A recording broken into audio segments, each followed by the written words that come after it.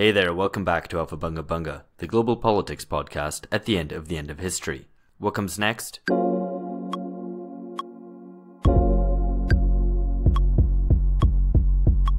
we do something better than that, please? Can we say something? Phil, you too. That's just like... And then George, say something, Gavin.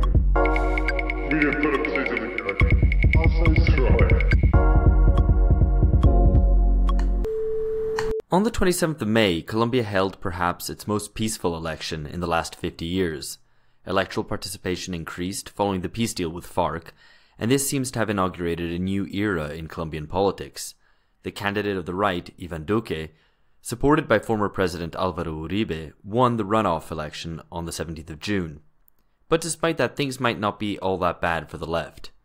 Joining us today to help us clear through the morass of Colombian politics is Pablo Uribe, a Colombian journalist who writes on football and politics and is currently in Russia covering the World Cup. Hi everyone, this is Alex Hochuli. We have this week the full complement of the Alpha Bunga Bunga crew. We have Ben Fogel, who I think is currently in Madrid. Is that right, Ben? Yes, I am. Spain are playing tonight against Iran. I think my sympathies are more Iranian than Spanish, but I don't really know why. So I'm for Iran. Yeah, making yourself popular there.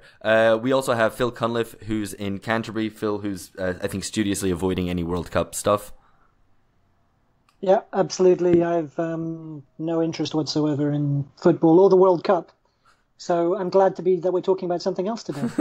Phil making himself resoundingly anti-popular, as usual. Yeah, I'm an anti-populist. I think that's my line in politics in general. Might as well join like one of these new Labour think tanks and complain about European populism and Brexit. Zing. And finally we have George Hoare, who's in London. How's things, George? Yeah, hello from the home of football, to which football is coming home, as we all know. We've all seen the memes. So you've got to do the chant, George. You've got to do the chant. I'm not going to. Panama is a real team to beat. You already put a canal through the defense. All right. Certainly did. Guys, we're talking about Colombia this week. The elections just happened, as you heard right now in the introduction. I guess the question is, for listeners who might not have necessarily the greatest interest or knowledge in Colombia, why does Colombia matter globally? What is interesting about it? And I guess I'll come to Ben, because he's probably best placed to have a comment on that. Well, Colombia is somewhat of an exception.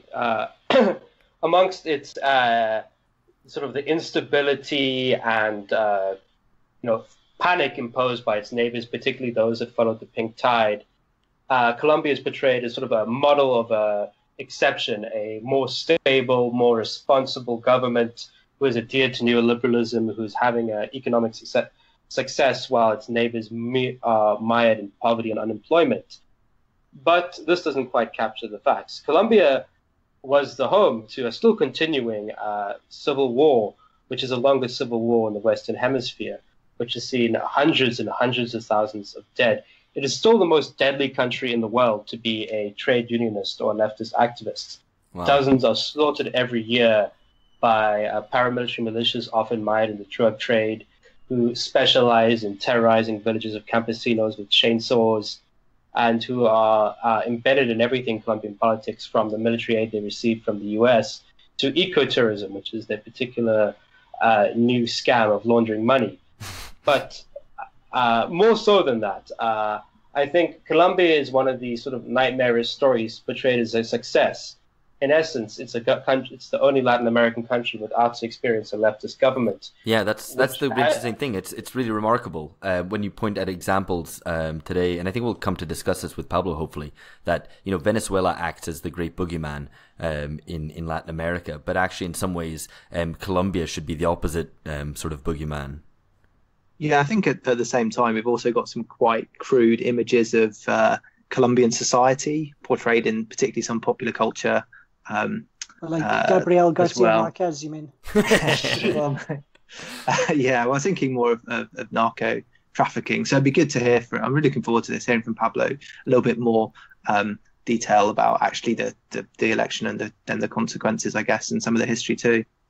The other thing I think, which is part of what makes Colombia interesting more broadly, is you have this prolonged, one of the few Cold War era conflicts that's been prolonged well past the end of the Cold War. But also the referendum on the peace deal. So the peace deal a few years back with that the government tried to cut with the FARC and was initially rejected by the voters. And so I think it falls into a pattern of referendums that were strongly put forward by governments over very important fundamental political matters within the country, and then were surprisingly rejected by the voters. So it's, I think, part of the referendum, kind of the problematic referendum, unexpected results politics that has been happening all over the world, in Europe, Americas, and in South America as well. All fascinating strands to pull out, and I'm going to hand over now to Ben, who's going to conduct the interview with Pablo.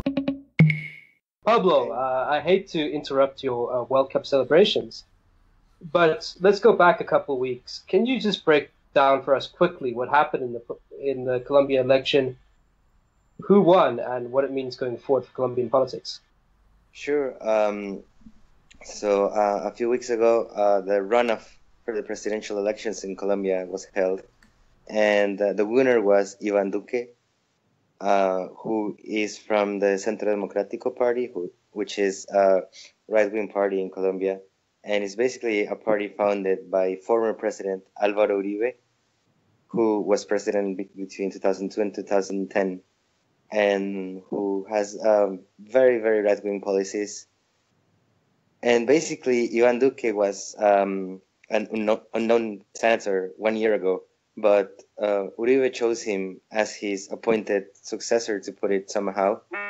And he won, Duque won, because of the strength of Uribe's support, because he really didn't bring anything particular to the table, except for the fact that he, except for many of other Uribe's collaborators, is not being investigated for any criminal suspicious activities. So it was basically a safe choice. A young guy who had very little experience in politics. He had spent 10 years working in Washington for the Inter-American Bank, and now he's our president, and it's the first election basically that he wins on his name, because when he was elected senator, he ran on a closed ballot, so people just voted for the party, and he wasn't inside of the list of the party, so he ended up being a senator. So it's pretty much an enigma what's coming forward for Colombia, but it's very likely that the real power behind Duque is going to be Uribe. So with that in mind, can you just explain to us and our listeners a bit who is Uribe? I mean, Uribe is known among many, depending who you ask, because some people still portray him as some sort of hero for his links to the paramilitaries, and of course, even further back to the Medellin cartel. And he's linked to numerous human rights violations, and also quite more recently, he attempted to sabotage the peace process. Can you explain to us who he is and what is his social base? Yes, so Uribe, he basically grew up in a wealthy family in Medellin, in Colombia's second biggest city, which probably many of you have heard of from Pablo Escobar's days. He became a politician there. He was mayor of Medellin, but he was relatively unknown in the national stage until 2002, when he ran for president, and he won on a platform that promised to defeat militarily the left-wing FARC guerrilla that was still pretty active in the country. And the president before him, Andrés Pastrana, had tried to create a peace deal with FARC, but it failed spectacularly, and it only helped the FARC to get a bit stronger. And it was the popular opinion in the country was very, very stacked against the FARC guerrilla and peace solutions. And so when Uribe came with a militaristic and bellic discourse, it was a huge success. He became a super popular president. Actually, if I'm not mistaken, in 2002, he won in the first round voting, which I think that's the only thing that has ever happened in Colombia. And he does have some alleged links to the Medellin cartel, because before becoming the mayor of Medellin, he was the head of the National Aviation Institute, which was the agency in charge of giving permits to airplanes to take off or to land. And during that time, a lot of the planes used by the Medellin cartel got permits. And so a lot of people have denounced that this is probably because Álvaro Uribe's father had links to people in the Medellin cartel. Álvaro Uribe's father was a landowner in Antioquia, the region where Medellin is. And a lot of people allege that Álvaro Uribe's father was working together with the people from the Medellin cartel to expand his land and expand his businesses in Antioquia. These are all things that have been brought up again and again, but that have not been legally proved yet. And Uribe has clung on to the fact that there has been no legal resolution in this to attack those who criticize his government, making it look as a political persecution.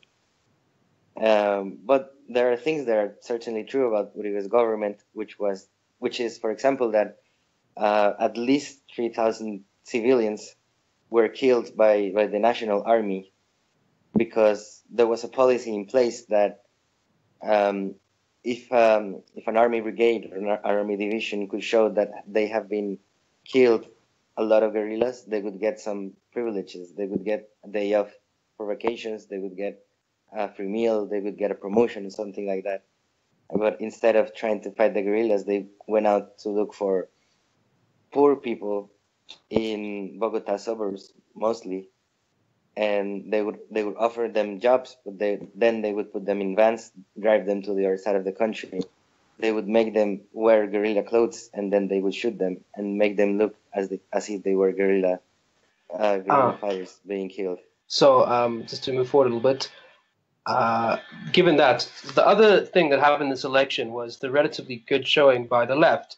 And now Colombia is possibly the only Latin American country not to have had a left-wing government or a sort of national developmentist populist phase. But this election, the second-place candidate was Gustavo Petro. Can you just explain to us who he is, what is his politics, and what does this mean for the Colombian left going forward? Yes, this is true. And Colombia has never had a left-wing government, and Petro is the left-wing candidate that has gathered the most votes in Colombian history in this runoff. And Petro, he was part of a different left-wing guerrilla group called M19, which they mobilized in 1990. And after that, Petro became a politician. He started in his hometown in Zipaquirá as a local council person, and then he was a congressperson for a few periods, where he became really popular because of his denouncement of the Uribe government. And he also became a controversial figure in the Colombian left, because when he was in Congress, Bogota had a leftist mayor, but Petro got some documents that prove that Bogota's mayor back then, Samuel Moreno, was stealing money from public infrastructure works, and he denounced him, going against the united faction that the left in Colombia was trying to build. So he created a lot of fractures for the left at that time. And he basically resigned from Polo Democrático, which at that point was the biggest leftist organization in Colombia. Because that mayor of Bogota, Samuel Moreno, was part of that party, and he didn't want to be part of that party, and that party didn't want him to be part of the party anymore, because they felt that Petro was betraying them.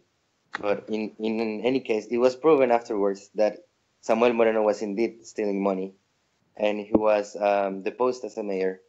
And in the next elections for Bogota mayor, Petro won, and he became mayor of Bogota. But he also had a very controversial run. He was deposed as a mayor, but it was something to do with contracts in garbage disposal in Bogota, and it was seen by Petro and his supporters as a political persecution from the country's ombudsman, who is at that point was a man called Alejandro Ordóñez, who is a very, very far right-wing person, a guy who used to burn books when he was in college, who is in a very, very fanatical conservative faction of the Catholic Church. And there was a political fight between them. And so Petro was deposed and he was reinstated, and this happened for a while until at the end Petro couldn't finish his term as mayor. But many people in the Colombian left still saw it as a form of political persecution of the left.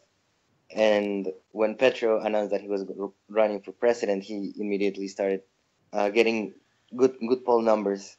Just to jump in on this, Philip had a question. Philip, can you come in and ask Pablo? Yeah. Hi, Pedro. It's Pedro. Jesus, sorry, Pablo. I was hearing the story about Pedro.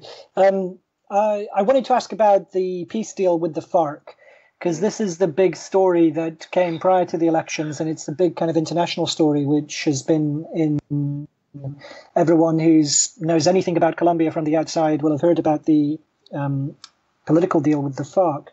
So I was wondering if you could tell us a bit about, give us a bit of background on the peace deal with the FARC, maybe tell us a little bit about its political effects, and what has happened in those areas that the FARC have vacated since the deal was cut. Yeah, well, so the deal was struck in 2016 between the government of current President Juan Manuel Santos and the FARC guerrilla. Even though there was a vote called to see if the Colombian people approved or not of the peace deal, and it was the peace deal was narrowly defeated. But the Colombian law didn't demand this vote to be held, so the president just changed it a little bit, and then he approved it. But still, the political effect has been mostly that there has been a huge political division in the country between those supporting the peace deal and those who oppose it, which ended up being crucial in the elections, because basically a lot of people saw the election between Duque and Petro an election between someone who wants to drastically change and drastically reduce the impact of the peace deal, which is Duque, and someone who has committed himself to maintain the progress made by the peace deal, which was Petro. And to your question about what has happened in the areas vacated by FARC, well, that depends. In some areas, there has been a lot of prosperity, especially some touristic areas that were inaccessible before because of the presence of FARC.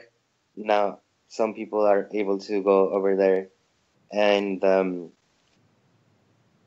just have a vacation in some parts of the very nice Colombian nature. In some other areas, especially along the Pacific coast, right-wing criminal groups have been trying to step in and take over the drug operation that the FARC left behind. But also another left-wing guerrilla, the ELN, the National Liberation Army, has been trying to get into some parts where the FARC has vacated. I want to bring in Alex at this point because he has some further questions about the wider background to Colombian politics and what's happening. Alex, over to you. Yeah, hi Pablo, this is Alex. I wanted to ask you, I mean, as regular listeners will know, I'm based in Brazil, and of course the big story here for the past 4 years have been the massive anti-corruption investigations, which primarily hinged on a couple of contractors, in particular Odebrecht. And this, of course, spilled over into many other countries where Odebrecht had operations. So I wanted to ask, to what extent Lava Jato, the anti-corruption investigations, have had an effect on Colombian politics?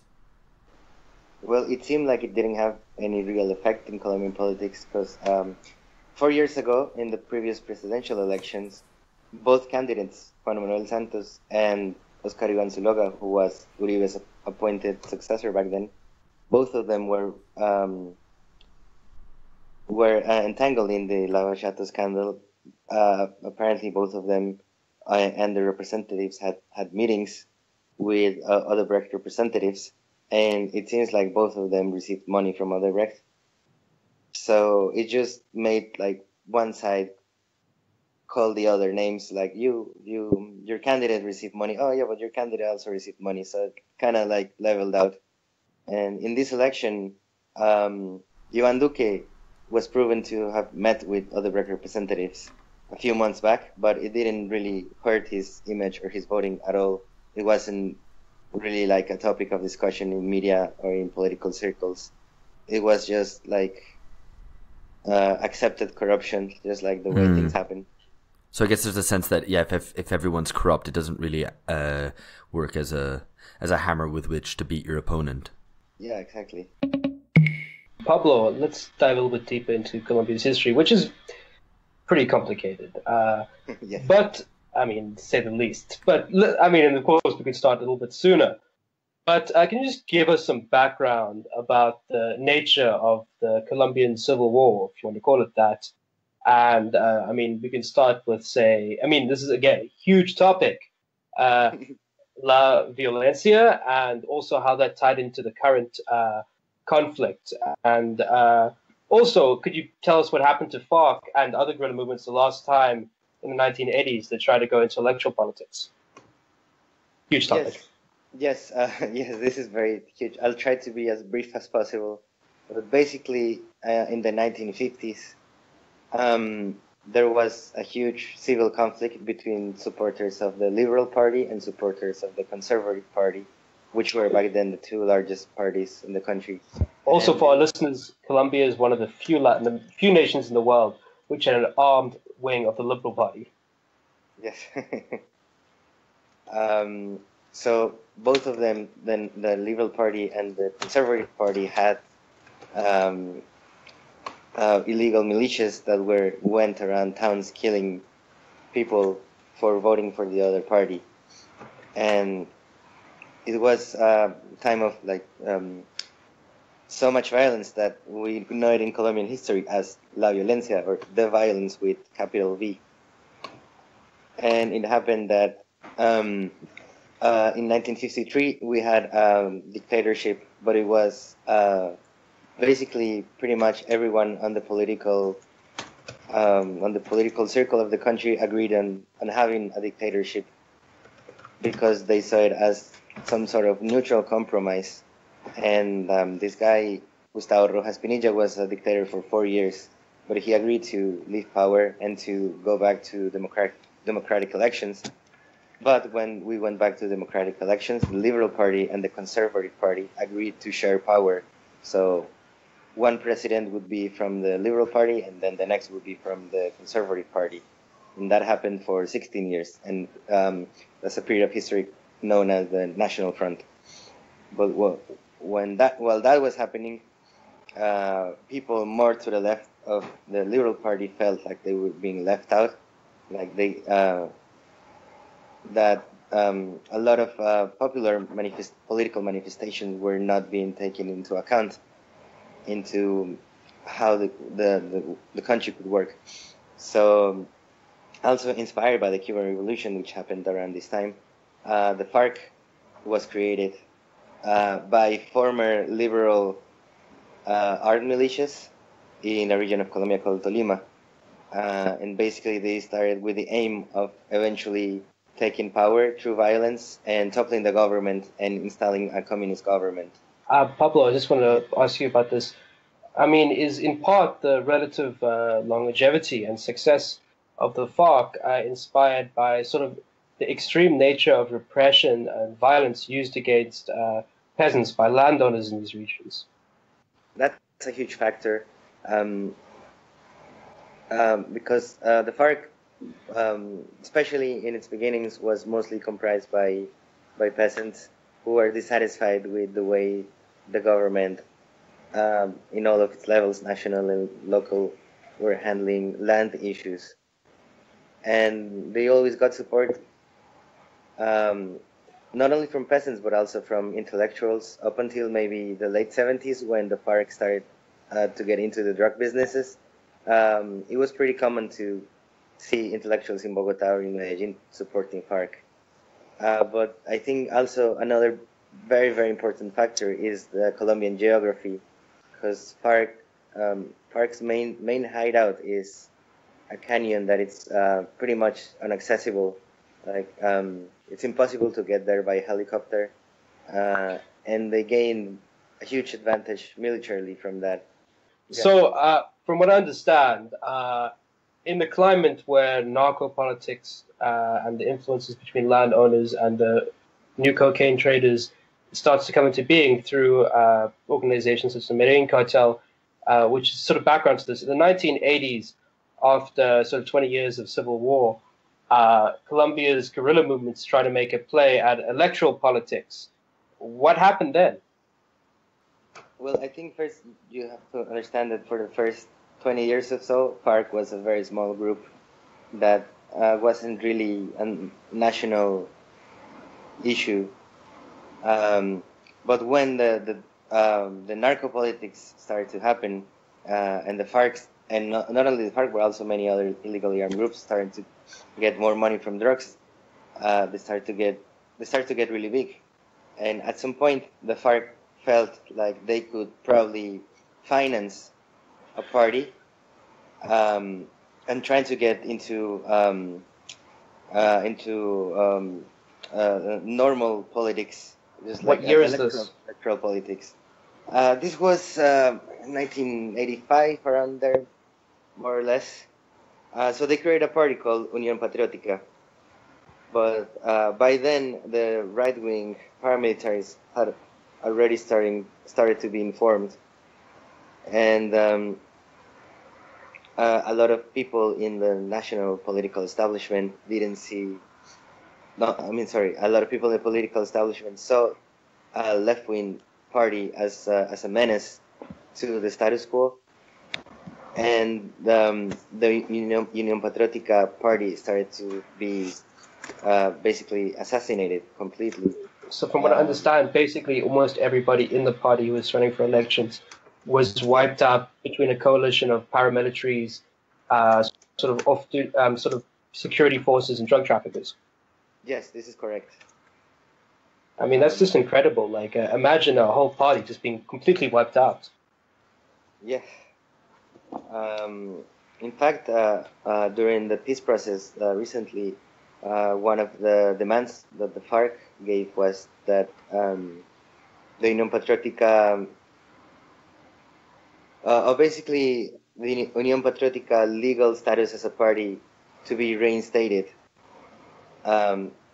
Because to be a political party legal in Colombia, you need to have at least a certain amount of elected officials.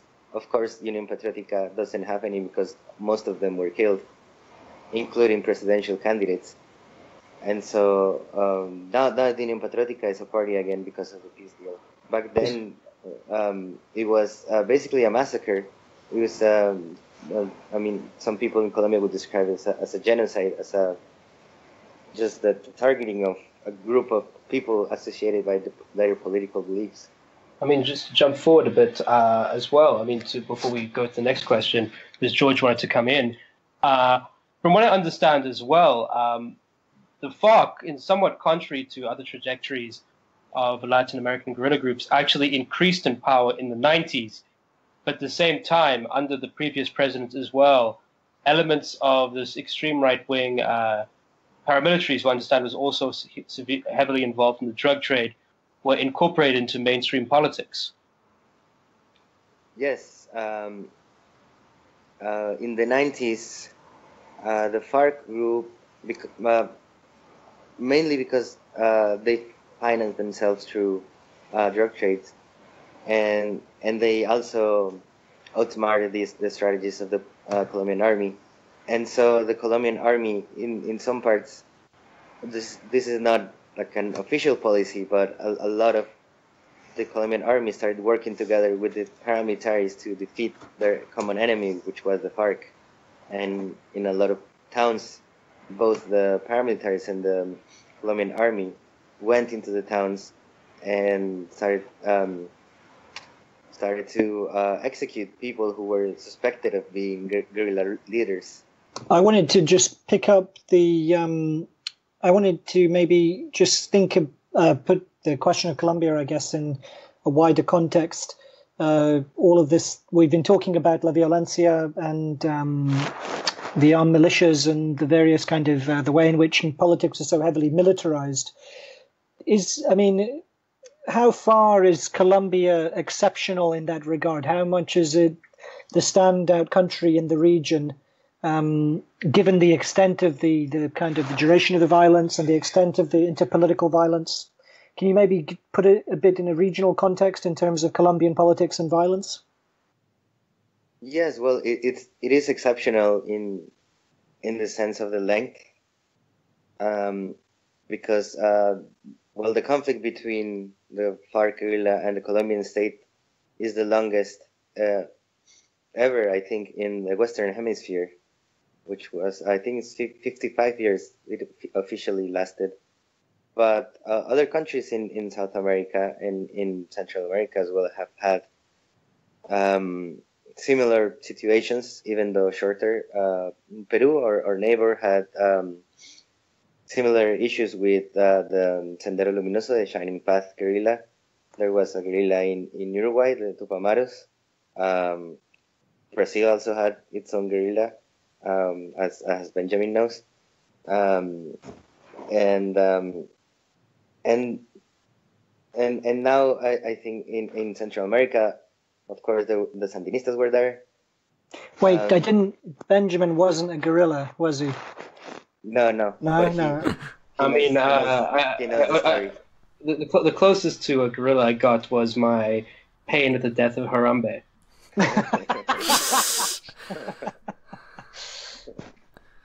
Pablo, if I can actually jump in here to maybe add a little thing onto the back of Phil's question about Colombian exceptionalism.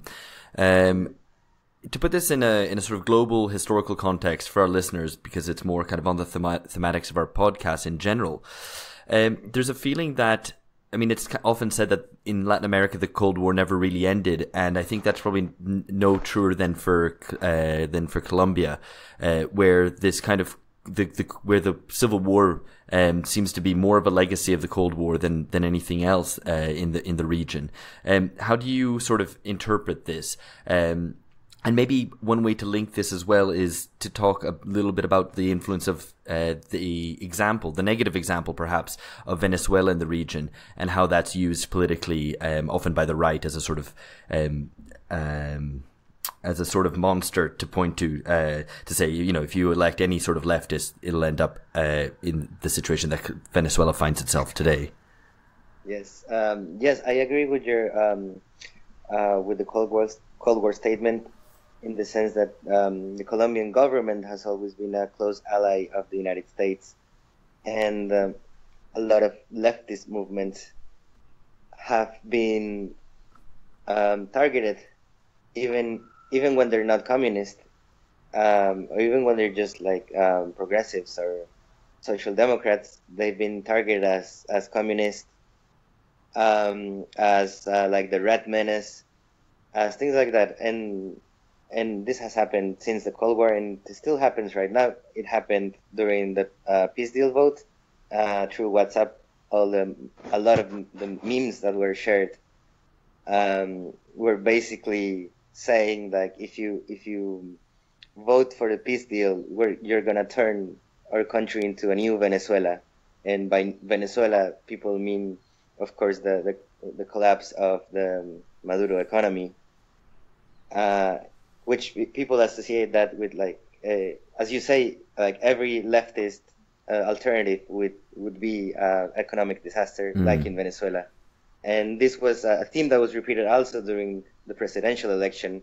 And Petro was had the stigma of being a leftist, so people would use a word that is not really any kind of political concept, but it's Castrochavismo, which means like the Castros in Cuba and Chavez in Venezuela. Do you want to be like them? Then vote for Petro.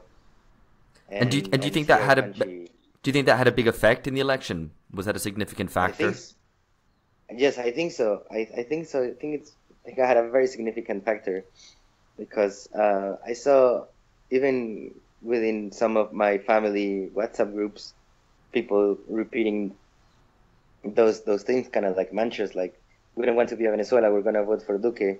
And I saw a lot of people on the streets or in interviews that you see on the news and the newspapers. I think also because of the economic crisis in Venezuela, a lot of Venezuelans have been displaced and are living in Colombia, and you always meet Venezuelans asking for money or for help in the buses or in the streets. And that's like very powerful image for people who associate leftist politics with the Venezuelan disaster. Yeah, and I guess, well, the Latin American family WhatsApp group is something worthy of study in its own right as well. The South African family one might even be worse. But George, you had a question. Can you come in here? Yeah, hi Pablo. Yeah, so I guess just to maybe zoom out a little bit, I think it's probably the case that many foreigners' images of Colombia have sort of been polluted through some of the pop culture images, maybe particularly around the drug trade. And there's the Netflix show Narcos, or Narcos, as I've even heard it pronounced. Could you maybe? Unfortunately, directed by a Brazilian. Is it? Didn't know that. And really, Pablo, we do want to know what you think of Narcos, whether or not it's a good show. But yeah, so I mean, could you just, maybe as a bit of a corrective to this, could you sort of maybe summarize for our listeners a little bit what's the actual state of narco trafficking, and maybe also the influence of US drug policy here? Because I think there is a bit of a heroic fantasy of Escobar that Western media, or whoever's Brazilian directors, whoever's responsible, have seemed to create. Well, I think right now drug traffic in Colombia is isolated into mostly rural, mostly isolated areas of the country. It's not like you see in the show Narcos, that Medellin was basically run by drug dealers. This is not what the case anymore, but there's surely an influence in the poorer suburbs of big cities, but mostly drug trafficking happens in small towns, especially the ones that are in drug trading routes. And for example, in Buenaventura, which is a sizable town in the Pacific Ocean, is very chaotic right now because of all of the groups that are trying to get a hold of the drug trafficking routes that leave from that port. But there's right now there's no one that has kind of like the charisma or the power that Escobar had during his time. There's no famous drug dealers. You don't know really the names of or the histories of, or the legends of drug dealers. It's just it's more of, at least we think about it now, more as just like petty crime, but in a big scale, I guess. More sort of decentralized, less in one sort of iconic figure. Exactly. And I mean, in terms of the U.S. drug policy, just want to jump in there. I read that, in fact, the cumulative yield of sort of cocoa crops and cocaine exports from Colombia had actually gone up in recent years. despite all the model champion of Plan Colombia by the U.S. Yes, this is true. I think we have a small competition with Peru about who is the biggest cocaine producer, and I think we're winning right now. Are you better at football? Yes. But yeah, basically, Plan Colombia did not reduce the amount of drugs produced in the country. Instead, it also increased the amount of people killed in the country. So at least from my point of view, it's a total failure.